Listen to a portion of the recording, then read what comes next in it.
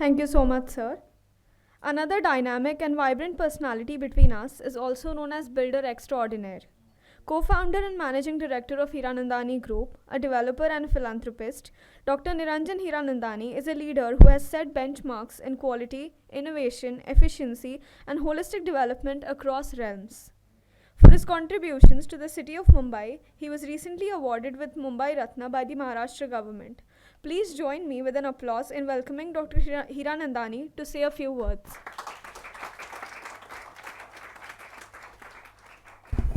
Uh, I'm really delighted to be over here, especially with the book on architecture and done by Suresh Babu. So congratulations to you tremendously for what you have done.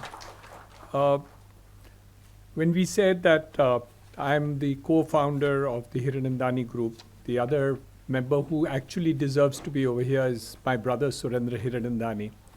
And though he's my brother and 4.5 years younger to me, during our working life, I think he spent more time with architect Hafiz Contractor than with Niranjan Hiranandani. So that itself is an indication of the partnership that the Hiranandani Group has with Hafiz Contractor and the architectural firm. There was not a single day in Surendra's life that after 4 o'clock he was not there in Hafiz Contractor's office. So he would spend the evening over there, and I've always wondered what he did. But you know, the end result was so beautiful that I can take the credit for it also. So as being his elder brother and co-founder in that sense of the term, I think it has been actually a magic which has been done. So I'm really happy as far as this is concerned. I have one comment on architectures in general. Since independence, we've had only one city done by an architect in terms of Chandigarh. But we've only made cities through our engineers and the kind of square shapes that the cities have become in terms of new cities and future planning, in terms of master planning. I think the architects need to wake up, and you have a leader in Hafiz Contractor in terms of how you were going to really make the cities. And I wish the leadership was taken by architects rather than by engineers alone. I'm not saying that engineers are not important, they are. They have their own role to play. But in terms of doing city planning, designing and ideas, it's a role of an architect, not of engineers alone who do the city planning in terms of it. So while Hafiz Contractor takes the role, since he's got so many of his juniors who have become leaders in architecture, including Suresh Babu, I think it's a great thing that you have written this book, because it gives you an idea of you presenting what architects are all about and what it means to be an architect. So it's really very nice to read this. But there's a duty to the architect, and that is not getting performed, is your pressure on the institution. Every time I go to a function and collaboration where Mr. Hafiz Contractor is there, he vehemently brings about the architectural focus in a very strong and passionate way. As you can see, he is that kind of a person. But I think all the younger people who are now becoming budding architects in the city and their country and others, and all other architects, including the other people sitting over here, I think more of a duty in order to make that change happen in terms of design of the architects.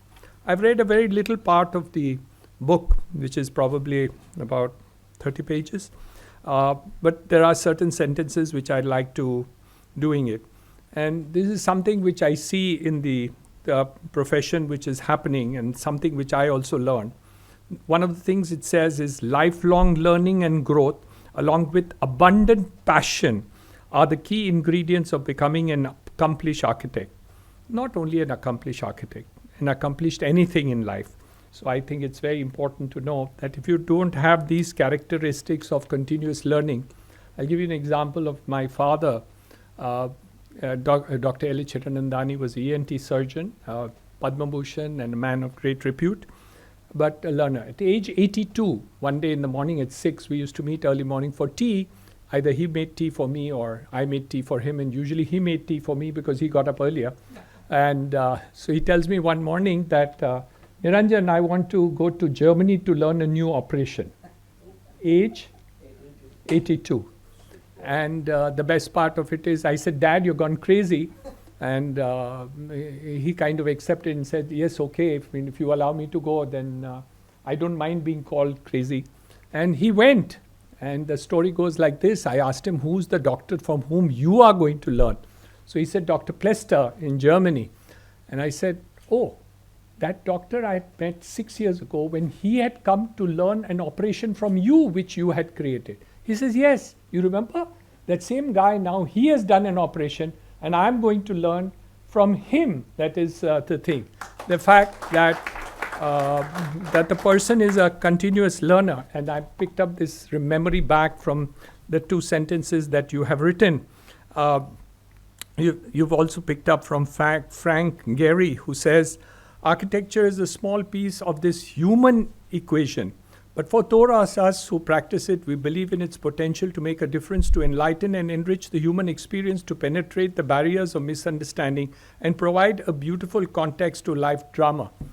I think I'd gone to an architecture school, I don't remember, maybe 20 years ago.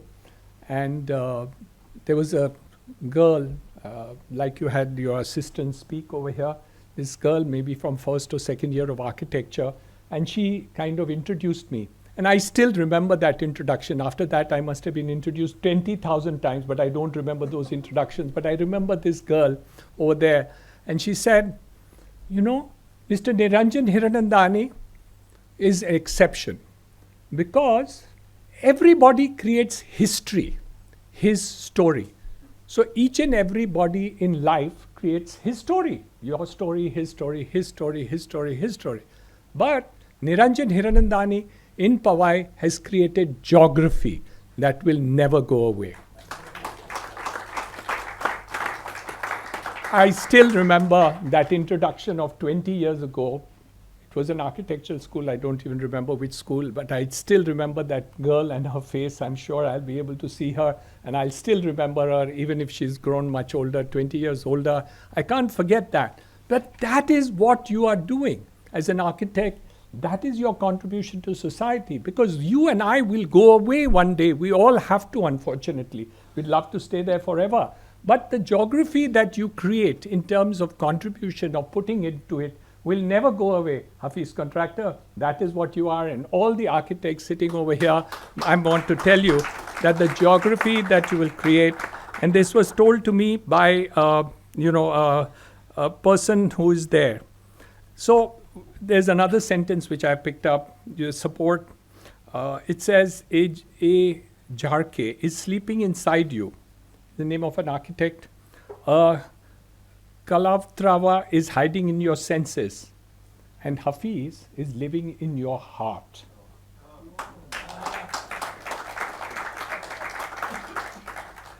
The more than that is the you inside you that becomes more powerful than all the legends of the people who are there. Recognize them, nurture them, unleash them. Shed your procrastination. Do it today. That's what Hafiz always did. We are the guests in this world, and we are here for a very short visit. Our life is a gift. Let us give a return gift back to the world before we go away. The entire universe is your canvas. Paint a great picture. That's what architects really do.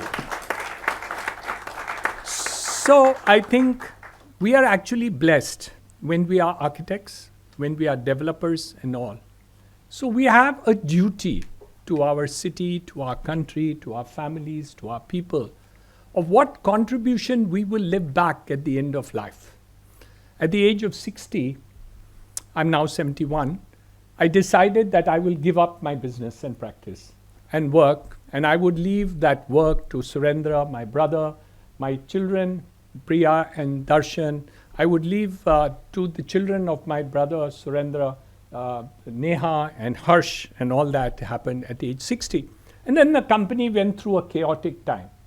And at that point of time, Mr. Surendra, 5-6 years ago, decided to shift to Singapore and then to London and the other part of it over there. And my son wanted to do newer businesses. He built the 23 Marina. again designed by the second tallest residential tower in the world, designed by architect Hafiz Contractor at 23 Marina, Dubai. So that's another one, along with my son Darshan. I take credit for that building, not because I did it or Hafiz designed it, but because I'm Darshan's Baap. So I take credit for that building. So I still tell people, yes, Hiranandani, wonderful building you made. I said, yes, of course. And why do I tell him that I'm only the Baap of the person who did it? So I still take credit for that kind of outlook that we are really doing. And in these 5, 6, 7 years, I got an opportunity to do things which I never did before. Look at architectural floors. I learned engineering. I learned what is thickness of the marble which is required to be put, and all the other things which are there in the world. So in the last 6 years, I've learned all those things which I did not know. And I got the opportunity to learn a lot of things and do a lot of things much more than what I had ever done in my life. So correctly so, I learned again from Hafiz, and I'm sure all the other architects, take all life's problems with a passion and grab that opportunity which is left by the other people. Just grab it. So all you architects must learn from what I have learned over here from all you architects is, when you get that opportunity, just put in your passion, put in your love, put in your hard work overnight and deliver it. There was one time when I went to Hafiz and I was comparatively very illiterate as compared to Surendra and Hafiz, both because they have passionate work on it. And I say, oh, I don't like this design. I think must have been my stupid moments when I said that. And you won't believe. Hafiz said, you don't like it? I said, no. I never knew that he had put months of work and they were at the final stages of issuing the final plans to be done and completed. You won't believe, in the next 2 days, he completed a new set of drawings for that building. I don't even remember which building. And he phoned me and he said, I want you to come again and see my new set of drawings. And only months later, I came to know that he had actually put in a lot of pains in the earlier drawings also.